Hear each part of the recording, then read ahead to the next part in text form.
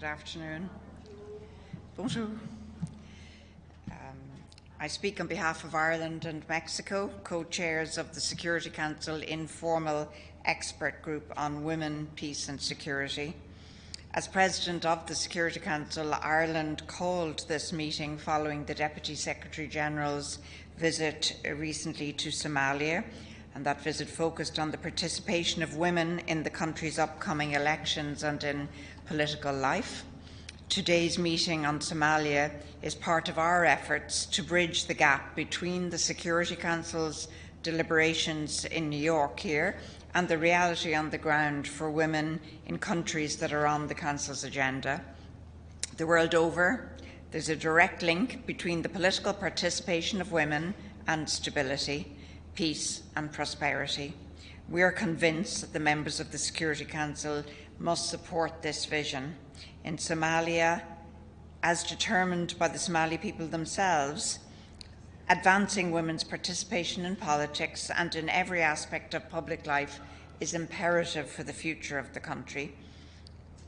Women's participation is a right, not a request.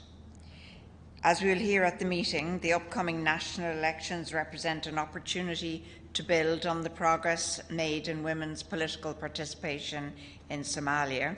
We will hear from Shukriya Dini, a Somali woman leader who is striving to ensure that the 30% quota of women's representation in Parliament is met. And at its last parliamentary election, we know that Somalia made significant strides in the representation of women in Parliament, achieving 24% of the seats. We just need to build on that. In June, Mexico and Ireland hosted a meeting of the Informal Expert Group on Women, Peace and Security to consider Somalia for the very first time. After that meeting, I, along with my Mexican and UK counterparts, wrote to the country's leadership in Somalia, supporting the Somali people's determination to ensure women's participation in the elections and urging them to fulfil the implementation of the 30% quota. What's urgent now is to identify concrete ways to translate commitments into practice and tangible actions. It's crucial that the elections proceed without further delay. The people of Somalia need to have their voices heard.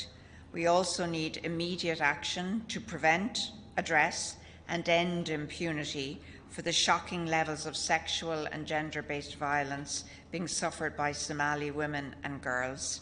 Ensuring that women candidates can participate safely in politics without fear of violence or of intimidation will be key to making progress. Thank you.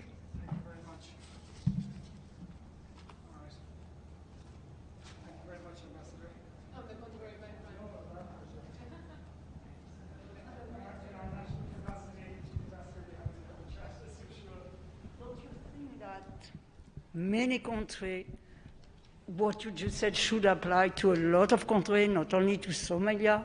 Like in my own country, we don't have a lot of women in charge. So what can we do against that? Absolutely. I believe 50% of the world's population deserve and need 50% of the world's participation and representation, but the best is not the enemy of the good, and we absolutely see a real-life situation here where we believe, as co-chairs of the Informal Expert Group, that frankly, women's participation or lack thereof is linked to instability. We have seen that globally, that where women are fully participating, that the risks and the fragility is lessened. Women, in other words, increase your chances of sustainable peace. So now we're at an inflection point in Somalia where we know we've seen real challenges on the ground. We've seen horrendous violence. We saw the death of a young woman, gender activist, in a horrific incident just last week. So we want to now speak up on behalf of those Somali women whose voices aren't always heard. The Deputy Secretary-General had a very good visit there. We will hear from a young Somali today, a young Somali woman today. So we're not saying it's the only place that assistance is needed, but it certainly is needed in Somalia. Ambassador, I know you're talking about Somalia today, but can I ask you about one of the other news stories of the day, which concerns Afghanistan, where, as you know, women are still, or girls still not going to school, and now the Chancellor of Kabul University, the top higher education institution in the country, the Taliban-appointed Chancellor, is saying indefinitely no women to Kabul University. What's your reaction to that? Well, frankly, I think it's a shocking statement.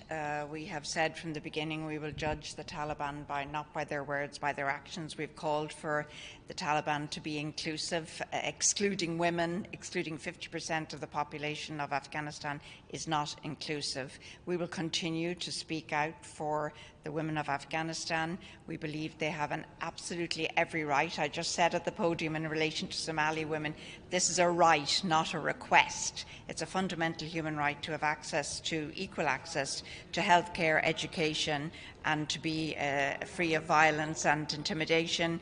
The young women of Afghanistan have lived 20 years in an environment where their hopes have been realised for full, inclusive participation in their society, and we'll continue to speak out for them in that regard.